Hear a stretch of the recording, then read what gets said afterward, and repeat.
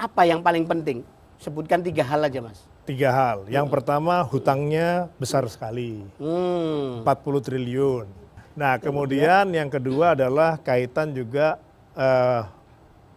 efisiensi, ya, daya saing.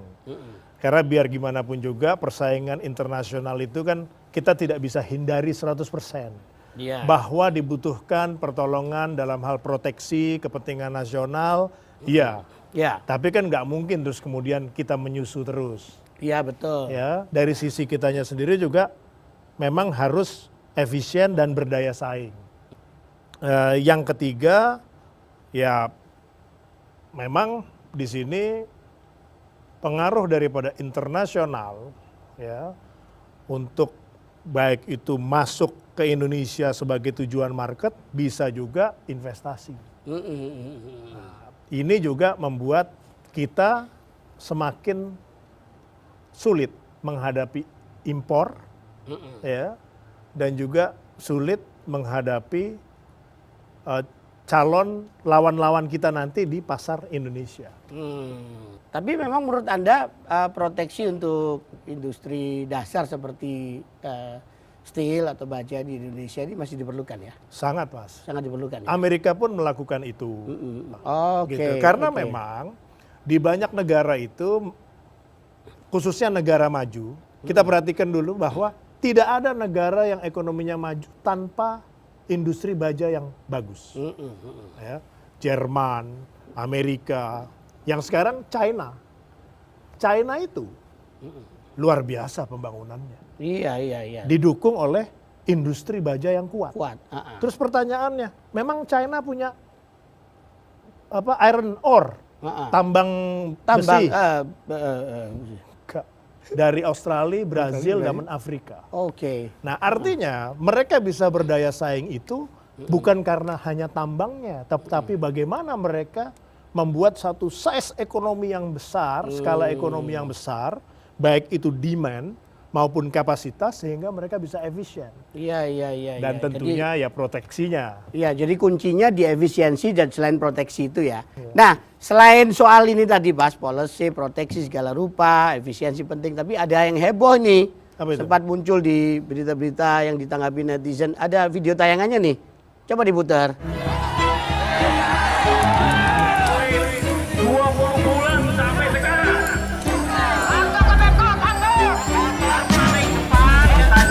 Siapa pembelinya kalau disewa itu orangnya hukuman yang layak bagi setiap warga negara. Ini undang-undang loh Pak. Bener nggak kupingnya? Keluar-keluar, tapi ada yang nemuin juga. Yuk, saya tawarin.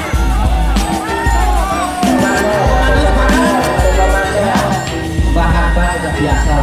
Selama kita nggak jebol tembok kayak dulu ya. Nah, di situ disebutkan soal kalau di spanduk itu ada apa namanya perumahan atau PHK sepihak.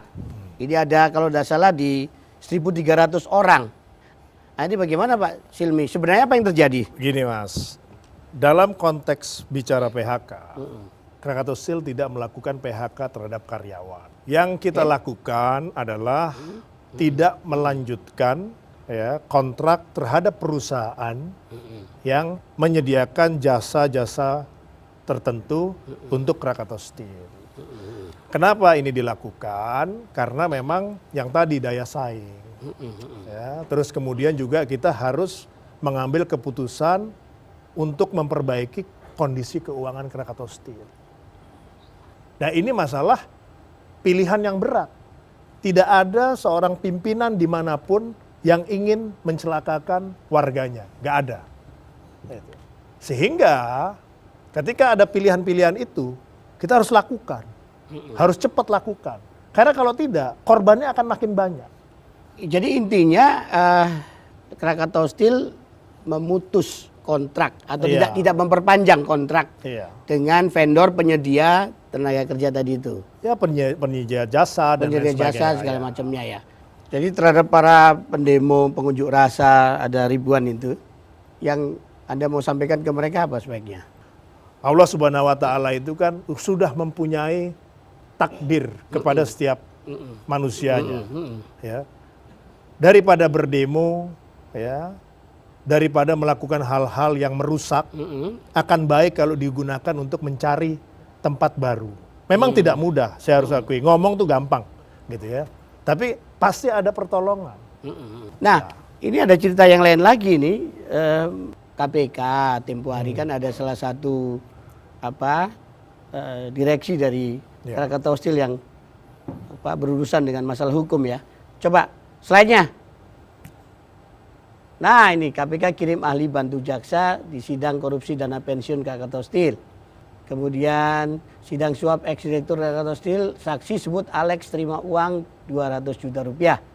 Terus pemberi suap akan bantu KPK bongkar kasus Krakatau Steel meskipun tidak jadi justice kolaborator. Ini istilahnya soal suap-suapan di BUMN khususnya Krakatau Steel.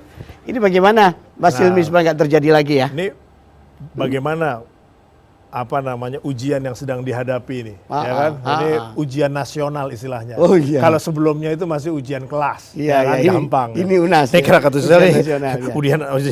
ujian nasional. Baru 8 bulan lebih atau mungkin 9 bulan nih saya gabung, ya. Memang sudah bertumpuk-tumpuk. Ya, bicara mengenai korupsi harus memang kita lawan. Ya. Di awal saya menyampaikan waktu saya bergabung, ya. Saya tidak melihat ke belakang, saya melihat ke depan. Ya. Jangan lakukan lagi, kita rubah. Ya. Nah, ini penting message ini untuk apa? Untuk membuat perubahan culture. Ya. Tapi memang kita kan tidak bisa mengawasi setiap individu 24 jam. Iya. Yang penting pimpinannya itu bisa memberikan suri toladan. Nah, mereka itu kan kerja di Krakatau Steel. Apapun masalahnya, ya sampaikan ke atasannya. Iya. Sampaikan ke atasannya.